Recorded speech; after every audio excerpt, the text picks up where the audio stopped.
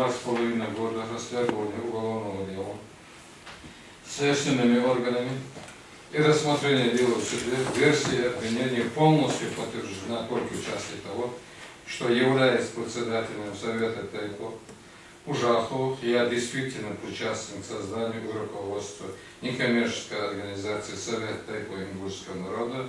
Это я не отрицаю, и этим я горжусь.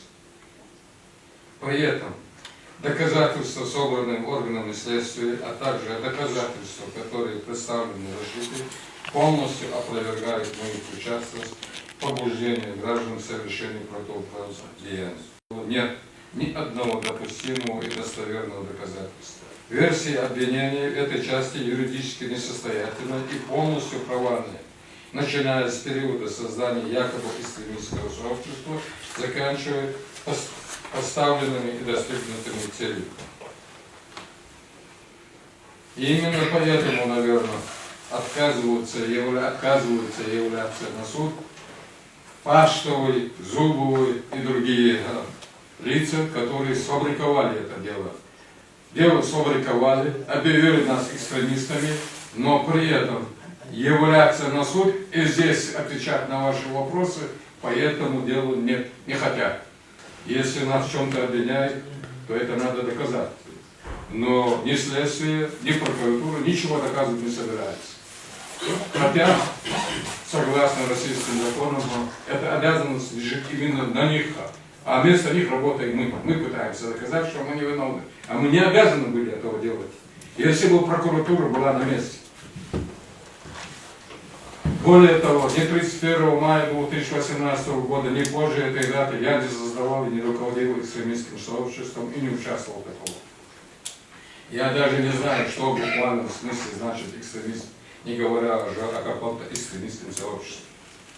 Обвинение утверждает, что я совместно с Барахоевым Марсагом создал и руководил экстремистским сообществом в том составе лиц, которые указаны в обвинительном заключении.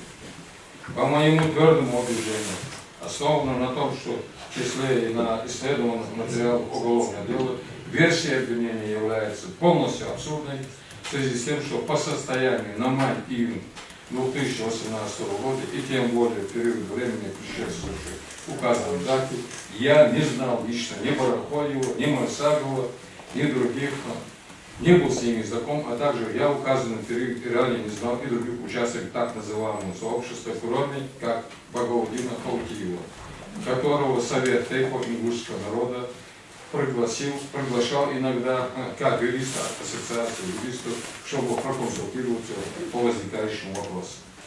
Относительно цели этого виртуального сообщества указано в обвинительном заключении, то обвинение указывает на якобы имевшее место быть политической вражду и стремление свергнуть предыдущего главу республики.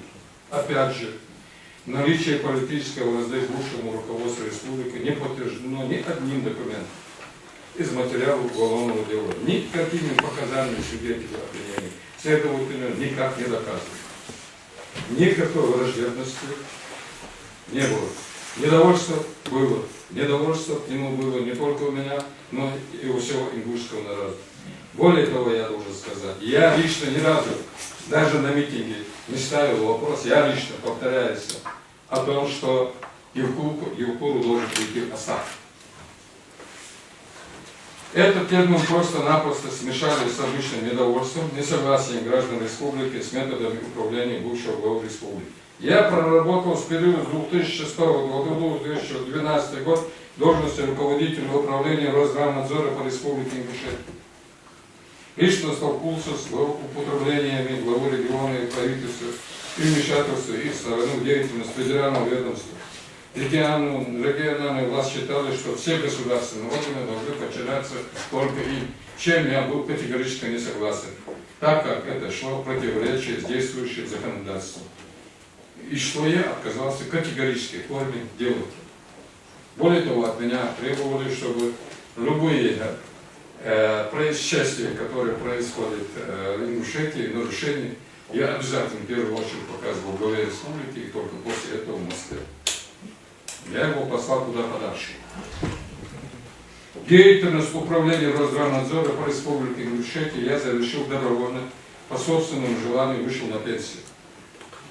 я мог работать еще 5 лет, но я не стал этого делать, пошаривал здоровье, да, и никакого желания дальше работать не было. Семья выросла, дом построен, деревья посажены. Я решил остаток времени после 60 лет пожить для себя. Я это к чему? Я никаким должностям не рвался, они мне не нужны были. Я же работал свой.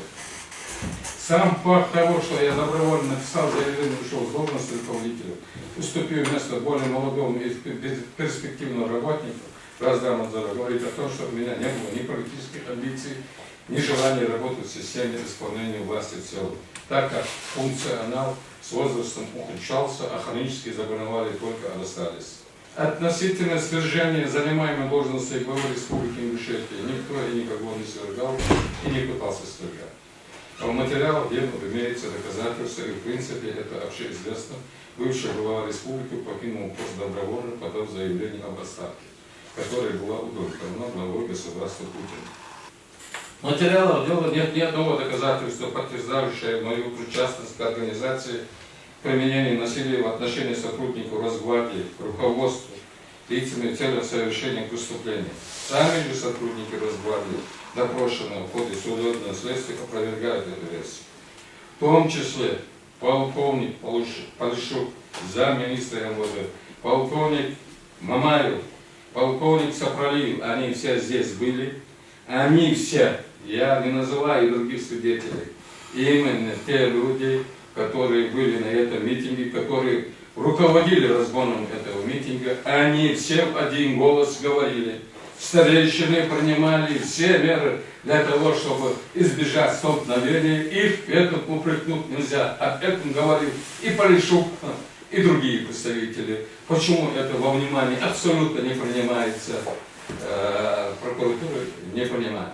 Я еще раз хочу понять. И это говорили люди, которые именно занимались разгоном митинга.